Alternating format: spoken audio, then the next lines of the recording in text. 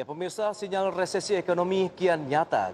Ekonomi global melemah akibat adanya pandemi COVID-19 dan sebagian besar negara maju dan juga negara berkembang berpotensi mengalami resesi pada perekonomiannya, tidak terkecuali dengan Indonesia.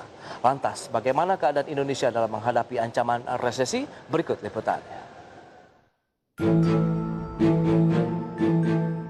Indonesia sedang diperhadapkan pada zona resesi. Hal ini tercermin dari pertumbuhan ekonomi kuartal 1 2020 sebesar 2,97%. Melambat dari periode yang sama di tahun lalu yang tercatat 5,05%. Kuartal 2 2020 mengalami pelemahan sebesar 5,32% year on year. Angka ini memburuk dari kuartal 2 2019 yang mencapai 5,05%. Menteri Keuangan Sri Mulyani Indrawati melakukan revisi atas proyeksi pertumbuhan ekonomi kuartal 3 tahun ini yang berpengaruh terhadap kinerja perekonomian hingga akhir tahun. Pertumbuhan ekonomi Indonesia pada kuartal 3 mendatang akan berada di kisaran minus 2,9% hingga minus 1,1%. Dengan angka tersebut secara teknis, Indonesia masuk dalam definisi resesi, dikarenakan pertumbuhan ekonomi negatif dalam 2 kuartal berturut-turut.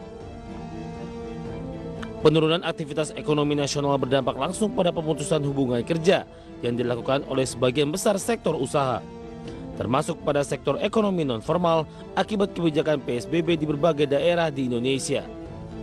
PHK di sektor formal yang dilakukan oleh perusahaan bersamaan dengan pekerja non-formal yang menurun tajam produktivitasnya, yang akhirnya mendorong penurunan pendapatan masyarakat yang kemudian berdampak pada penurunan pengeluaran konsumsi rumah tangga. Banyaknya pemutusan hubungan kerja berdampak pada bertambahnya angka kemiskinan. Badan Pusat Statistik mencatat angka kemiskinan per Maret 2020 mengalami kenaikan menjadi 26,42 juta orang. Hal ini akan membuat persentase penduduk miskin per Maret 2020 ikut terkerek naik menjadi 9,78%. BPS juga mencatat seluruh provinsi di Jawa mengalami kenaikan kemiskinan. Tertinggi di DKI Jakarta dengan peningkatan 1,11%. Sementara itu indikator lain juga mencatatkan pemburukan. Indeks kedalaman kemiskinan yang menggambarkan jarak rata-rata pengeluaran penduduk miskin terhadap garis kemiskinan mengalami kenaikan dari 1,5 menjadi 1,61 poin. Akankah pertumbuhan ekonomi kuartal 3 akan membawa Indonesia ke dalam zona resesi? Dan seberapa besar dampak resesi terhadap aktivitas ekonomi masyarakat? Berbagai sumber, IDX Channel. Ya, pemirsa, untuk membahas bagaimana kesiapan Indonesia dalam menghadapi resesi ekonomi yang akan terjadi pada kuartal 3 sudah tersambung melalui telepon bersama rekan Mangi Feracong. Ya, halo. Selamat siang, Mangi. Ya, halo. Iya, halo, selamat siang rekan Prasetyo. Iya, halo Pras. Baik, mungkin bisa diceritakan begitu dari hasil riset Mangi ya. Terkait bagaimana juga dengan adanya potensi resesi ekonomi yang terjadi di Indonesia. Baik, terima kasih.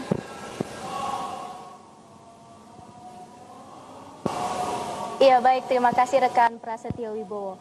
Ya pemirsa, sebentar lagi Indonesia akan segera memasuki kuartal keempat 2020, yang mana artinya hanya tersisa 2 hari lagi. Kuartal ketiga akan segera berakhir. Namun sebenarnya bagaimana kondisi perekonomian Indonesia? Apakah bisa dikatakan benar-benar masuk ke jurang resesi? Nah, sebelum berbicara soal resesi lebih jauh, saya ingin memberikan informasi sedikit. Jika satu negara memang dikatakan masuk dalam jurang resesi, yang pastinya ada faktor-faktor pendukung di dalamnya. Antara lain melambatnya pertumbuhan perekonomian, lalu tingginya tingkat inflasi dan juga deflasi, lalu tingginya angka pengangguran dan rendahnya pendapatan daerah maupun pendapatan negara. Lalu kita juga harus cermati untuk Indonesia sendiri dari faktor-faktor yang saya sebutkan tadi ya, dimulai dari pertumbuhan ekonomi Indonesia, di mana pada kuartal kedua 2020 lalu Indonesia mengalami pertumbuhan ekonomi yang negatif, yaitu sebesar 5,32%. Dan bahkan menurut Menteri Keuangan Sri Mulyani pada kuartal ketiga 2020, perekonomian Indonesia akan kembali terkontraksi sekitar 2%, yang mana artinya resesi memang sudah tidak bisa dihindari lagi, seperti yang dinyatakan oleh Menteri Keuangan Sri Mulyani dalam pernyataan berikut.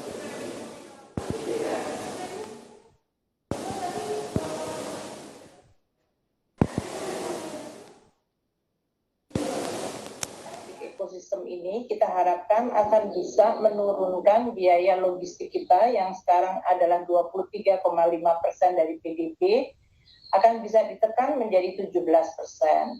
Penurunan sekitar 5-6% ini terutama nanti akan dikontribusikan dari seluruh proses hulu hingga hilir, terutama nanti adalah dalam melink atau menghubungkan sektor-sektor transportasi dan juga untuk mensimplifikasi proses, menghilangkan repetisi, dan bisa memberikan kemudahan bagi pelaku usaha. Tentu dengan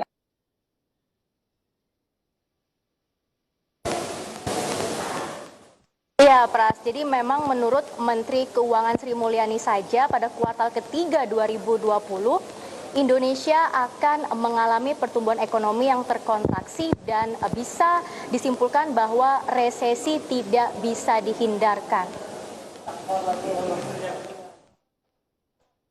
Baik, Manggi tadi sempat menyebutkan kaitannya dengan angka pengangguran. Mungkin bisa dijelaskan seberapa besar sekarang tingkat pengangguran dengan adanya COVID-19. Kemudian banyak perusahaan juga yang harus melakukan layoff terhadap tenaga kerja mereka. Bahkan juga mungkin yang lebih parah untuk sektor labor investment begitu, yang kalau kita lihat memang membutuhkan banyak tenaga kerja pun juga langsung terkena dampak yang cukup parah dengan adanya pandemi COVID-19.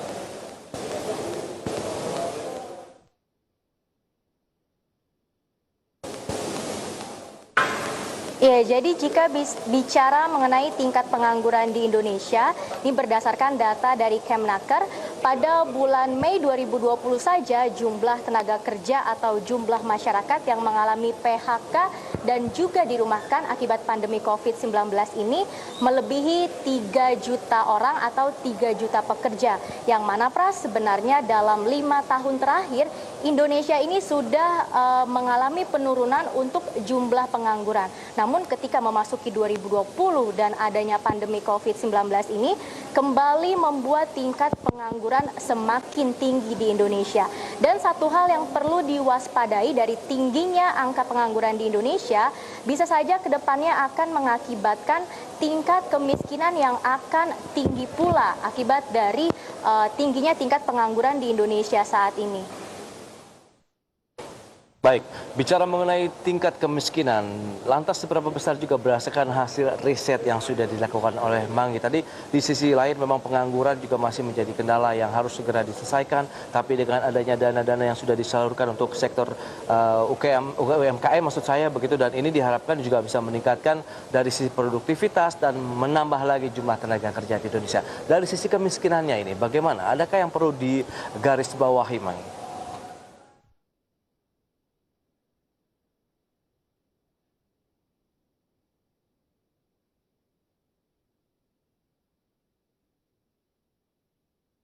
Iya, jadi jika bicara mengenai tingginya tingkat pengangguran di Indonesia juga akan berdampak terhadap tingginya tingkat kemiskinan di Indonesia ya. Berdasarkan update dari BPS pada bulan Maret 2020 lalu untuk tingkat kemiskinan di Indonesia saja itu sudah meningkat sekitar 26 juta jiwa, yang mana jika dibandingkan dengan tahun lalu ya pada Maret 2019 itu terjadi kenaikan tingkat kemiskinan sekitar 0,37% secara year on year. Dan memang sebenarnya pandemi COVID-19 ini telah menghantam berbagai lapisan masyarakat. Namun masyarakat yang paling merasakan dampak buruk dari adanya pandemi COVID-19 ini ialah masyarakat atau pekerja di sektor informal dan juga masyarakat kalangan kelas bawah. Dan memang berdasarkan proyeksi ya dari Menteri Keuangan, dari Kementerian Keuangan, hingga akhir tahun 2020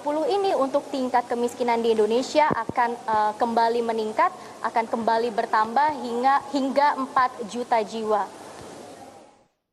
Baik, Lantas bagaimana dengan upaya pemerintah untuk mengatasi tingkat kemiskinan, kemudian juga pengangguran? Apakah juga berbagai stimulus, salah satunya adalah pemulihan ekonomi nasional atau PEN, begitu dananya juga cukup besar. Apakah itu bisa menjadi andalan untuk mengatasi beragam masalah yang sangat fundamental begitu dari salah satunya adalah tadi dari sisi pengangguran, kemudian juga cipta lapangan kerja.